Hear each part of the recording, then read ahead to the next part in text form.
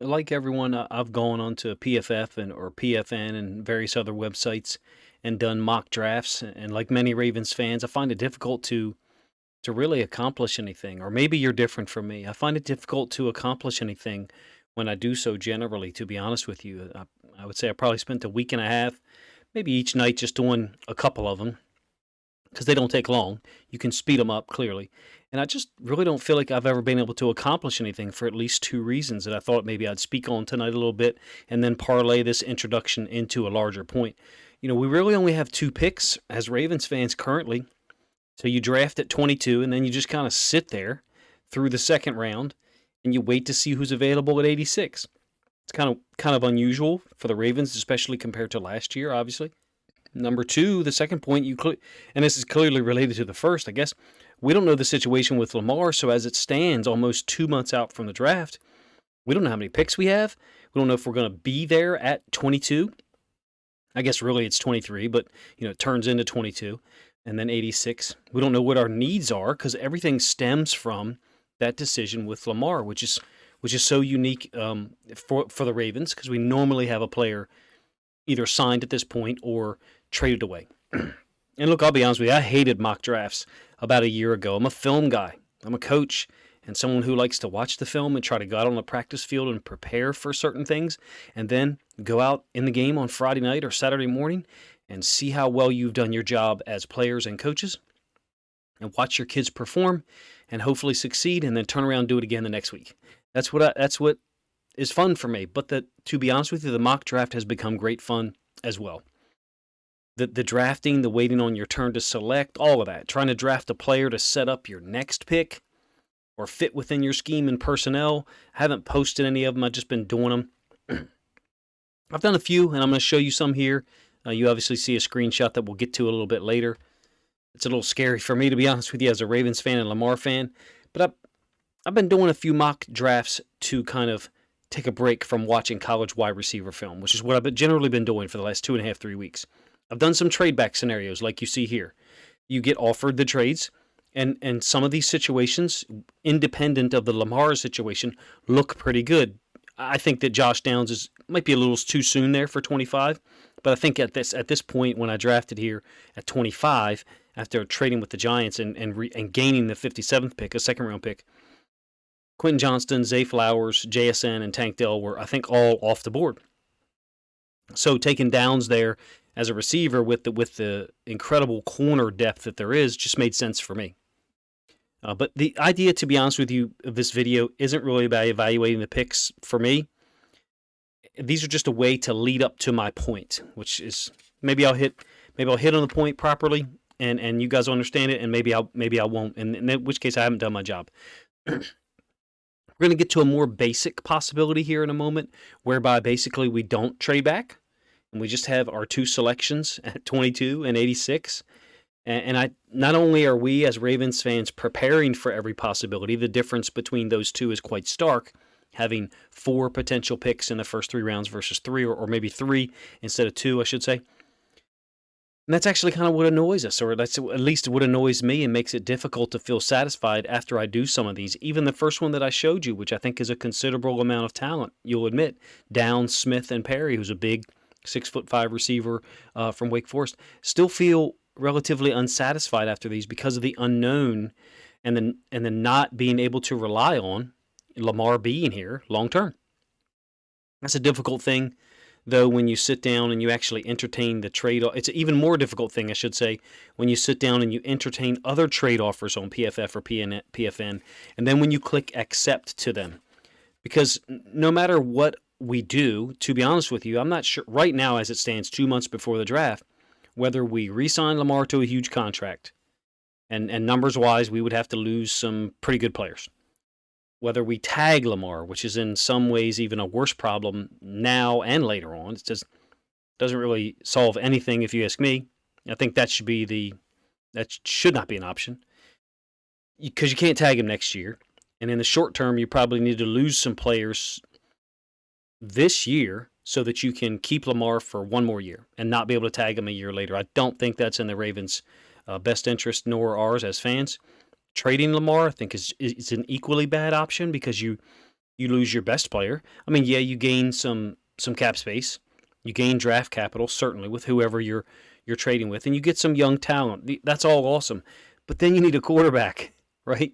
And that's where these mock drafts for me, and I love seeing what people post on Twitter and everything and social media. I love seeing all the mock drafts. I think it's really cool, the different perspectives that people have.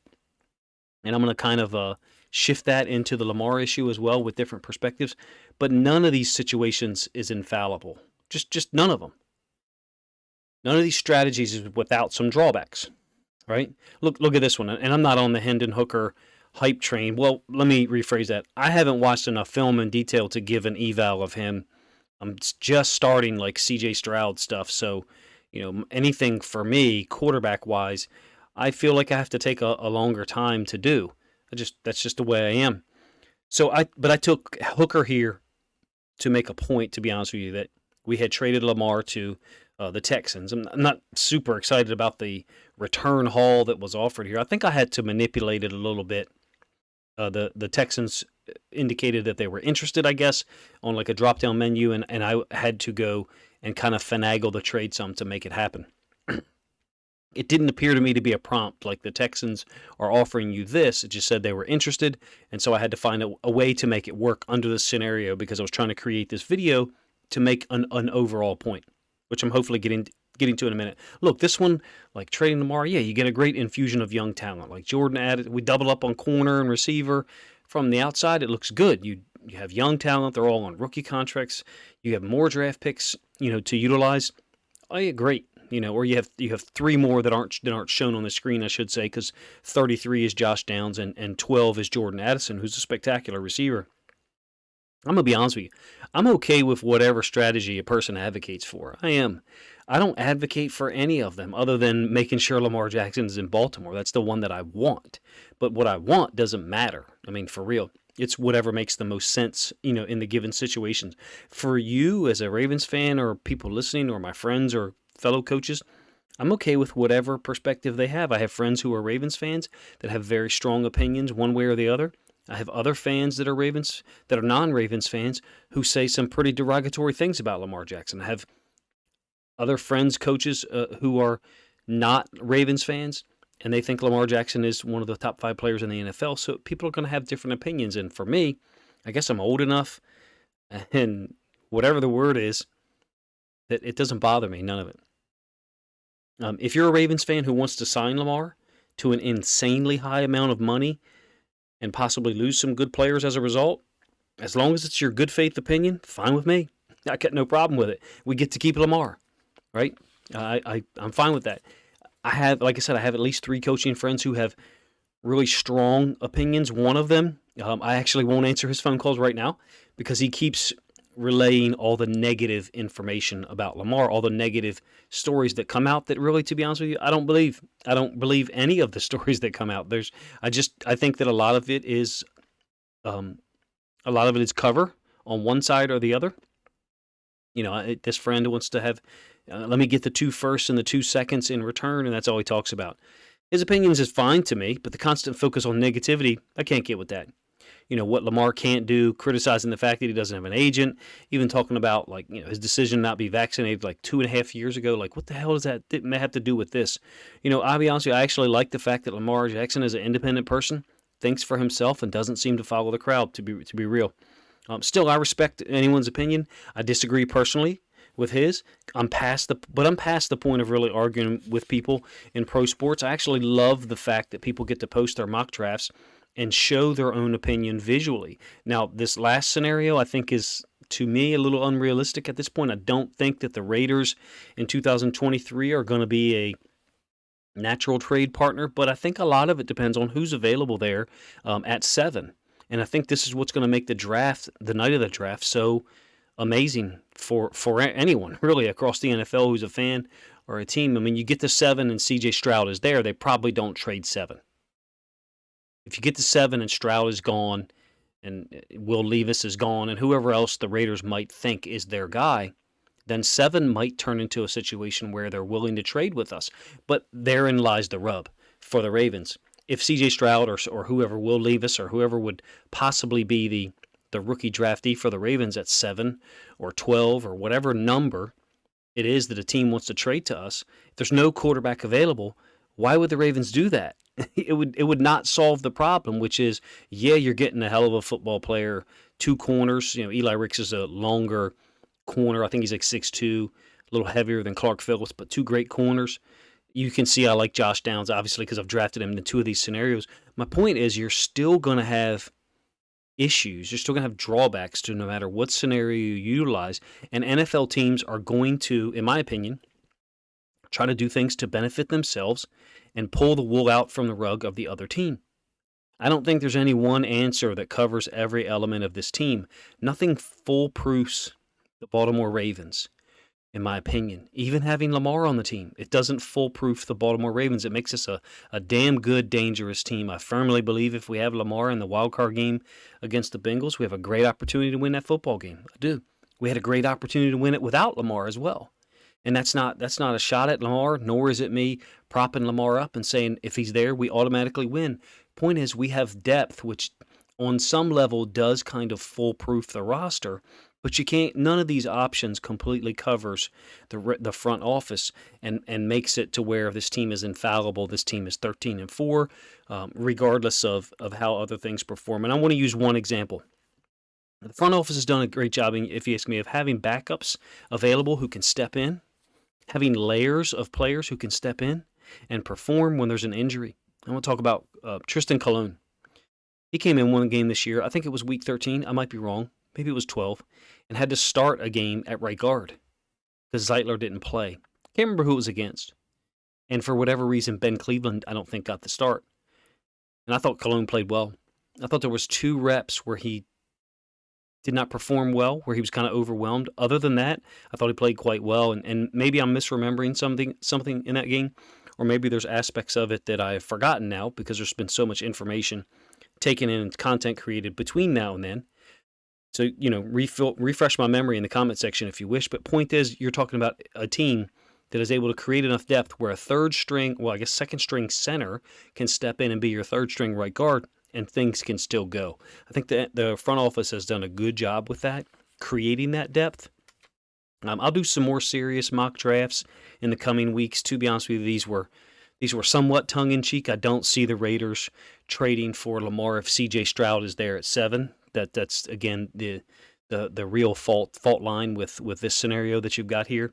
It kind of helps me to get my mind off of breaking down film and trying to evaluate players for real. So that's one of the reasons why I did that. I wanted to get my thoughts out about, I don't really care what someone's perspective is on what the Ravens should or should not do, what Lamar should or should not sign for.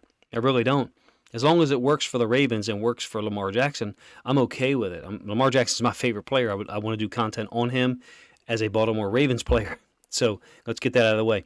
Look, I have an Isaiah Likely and Kyle Hamilton video ready for Saturday morning to stand in as a live stream. Let me know what you think of some of my thoughts in this video. I'm glad that Ravens fans have.